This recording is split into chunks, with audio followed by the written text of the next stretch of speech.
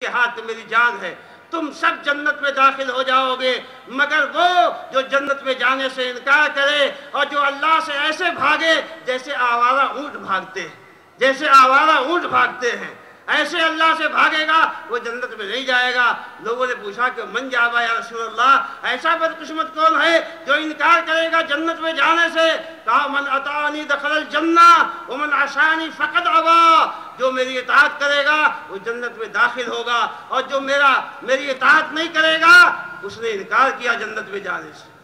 وہ نبی کائنات علیہ السلام کی سنت جنت میں لے جانے کی ضمانت ہے اور اس سنت سے اعراض بدبختی کی علامت ہے اور ناکامی کی دلیل بین ہے اور اس بات کی دلیل ہے کہ اللہ اس سے ناراض ہے جو اللہ کے نبی صلی اللہ علیہ وسلم کی سنتوں سے دور اور برگشتہ ہے۔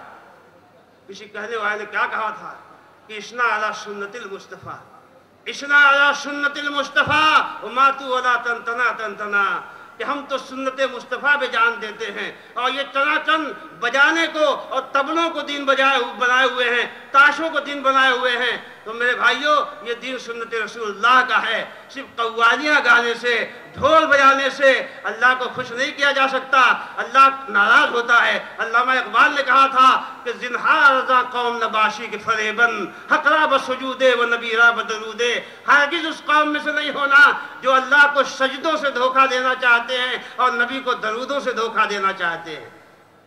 دل سے سنت کی عظمت کو ماننا ہوگا۔ سنت کو ماننے کا مطلب اگر سمجھنا ہے تو نبی کی بارگاہ میں آؤ، میں تمہیں لے چلتا ہوں نبی کی بارگاہ میں آؤ، یہ مدینہ ہے نبی کا۔ اور ایک عورت مائی عائشہ صدیقہ کائنات رضی اللہ تعالیٰ عنہ کے گھر آئی ہوئی ہے، پراگندہ بال و پراگندہ ہار آئی ہوئی ہے، اس کا حلیہ بدلا ہوا ہے۔ مائی عائشہ پوچھتی ہے خولا یہ تو نے اپنی کیا گٹ بنا رکھی ہے؟ کہا میاں ہمارے دن بھر روزہ رکھتے ہیں، رات بھر نمازیں پڑھتے ہیں، تو میں کس کے لیے سنگار کروں، کس کے لیے اپنے آپ کو سجاؤں سنواروں؟ اللہ کے نبی صلی اللہ علیہ وسلم آئے، مائی عائشہ نے ان کا حال بیان کیا۔ ایک عورت نے بیچاری نے اپنے آپ کو ضائع کر دیا، اس کا شوہر دن بھر روزے رکھتا ہے، رات بھر نمازیں پڑھتا ہے، بیوی بچوں سے کوئی مطلب نہیں ہے اس کو۔ نبی کائنات نے فوراً ہرکارہ دوڑایا، حضرت عثمان ابن مظعون کو بلایا، یا عثمان رغبتاً عن سنتی، میری سنت سے اعراض کرتے ہو عثمان، میری سنت کا طریقہ چھوڑ دیتے ہو عثمان؟ لا یا رسول اللہ سنت کا اطلب، اے اللہ کے رسول آپ کی سنت ہی تو مطلوب ہے، یہی تو حاصل زندگی ہے، آپ یہ کیسے کہہ رہے ہیں کہ میں آپ کی سنت کو چھوڑ دیتا ہوں؟ تو اے عثمان انا اصلی وارقد، میں تو نماز پڑھتا ہوں، سوتا بھی ہوں، اصوم و افطر، روزے رکھتا ہوں، افطار بھی کرتا ہوں۔ ان لعینیک علیک حقا وان لاہلک علیک حقا وان لضیفک علیک حقا، تمہاری بیوی کا تم پر حق ہے، تمہارے مہمان کا تم پہ حق ہے، تمہارے جسم کا تم پہ حق ہے۔ اور دوسری روایت میں آیا کہ رہبانیت ہمارے لیے نہیں لکھی گئی، اے عثمان رہبانیت ہمارے لیے نہیں ہے۔ تو نبی نے یہ واضح پیغام دیا ہے کہ تمہاری نمازیں اگر نبی کے طریقے پر نہیں ہیں تو وہ نمازیں اللہ کو مطلوب نہیں ہیں، تمہارے روزے اگر اللہ کے نبی کے طریقے پر نہیں ہیں تو تمہارے روزے اللہ کو مطلوب نہیں ہیں، وہ باعث شراب نہیں باعث گناہ ہو جائیں گے۔ اللہ کے نبی نے ایک صحابی کو آواز دی، وہ نماز پڑھ رہے تھے، نبی کائنات علیہ السلام کی بات کا جواب نہیں دیا، نماز پڑھتے رہے اور جلدی نماز پڑھ کے جب آئے تو کہنے لگے حاضر خدمت ہوں اللہ کے رسول، ابو سعید جب میں نے تمہیں پہلی مرتبہ پکارا تو تم نے میری بات کا جواب کیوں نہیں دیا؟ اللہ کے نبی میں نماز پڑھ رہا تھا، تم نے قرآن نہیں پڑھا؟ یا ایھا الذین آمنوا استجیبوا للہ وللرسول اذا دعاکم لما یحییکم، کہ ایمان والو اللہ اس کے رسول جب تمہیں بلائیں اس چیز کی طرف جو تمہیں زندگی دیتی ہے تو تم ان کی بات کا جواب دو۔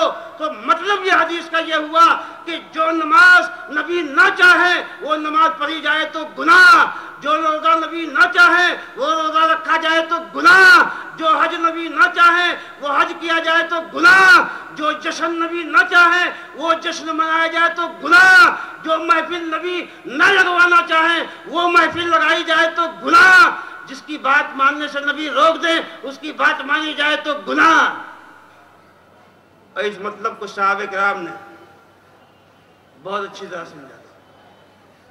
ماں عائشہ صدیقہ کائنات رضی اللہ تعالیٰ عنہ کو بھتیجا پیدا ہوا. عبد الرحمن ابن ابی بکر کو بیٹا.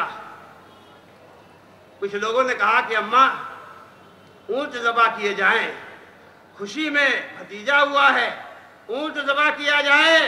ماں عائشہ نے کہا معاذ اللہ, اللہ کی پناہ, ولیکن سنت رسول اللہ صلی اللہ علیہ وسلم شاتان مکافاتان عن الغلام و شاتن عن الجاریہ. نبی کی سنت یہ ہے کہ لڑکے کے تعلق سے 2 بکرے ذبح کیے جائیں, 2 بکریاں ذبح کی جائیں برابر برابر کی, اور لڑکی کی جانب سے 1. نبی کی سنت پہ عمل ہوگا. تم عائشہ سے کہہ رہی ہو کہ اونٹ ذبح کیے جائیں, میں اس سے اللہ کی پناہ مانگتی ہوں. یہ سنت کے تقاضوں کو اور نبی صلی اللہ علیہ وسلم کی تعلیم کے تقاضوں کو صحابہ کرام رضوان اللہ تعالیٰ علیہ مجمعین نے سمجھا. پھر ان کی بھتیجی حضرت حفصہ بنت عبد الرحمن کو بچہ ہوا. ان سے لوگوں نے کہا کہ آپ اونٹ ذبح کرائیے. انہوں نے بھی کہا کہ معاذ اللہ, اللہ کی پناہ. میری پھوپھی نے بیان کیا حدیث کہ اللہ کے نبی صلی اللہ علیہ وسلم نے فرمایا کہ لڑکے کی طرف سے 2 بکریاں ذبح کی جائیں, وہی ذبح کی جائے گی. نبی صلی اللہ علیہ وسلم کی سنت سے سرے منہ انحراف نہیں, اور نبی نے اپنا طریقہ چھوڑنے کی کبھی کسی کو اجازت نہیں دی, چاہے وہ کوئی بیٹا ہو, چاہے وہ کوئی چچا ہو, اور چاہے وہ پیاری بیوی ہو.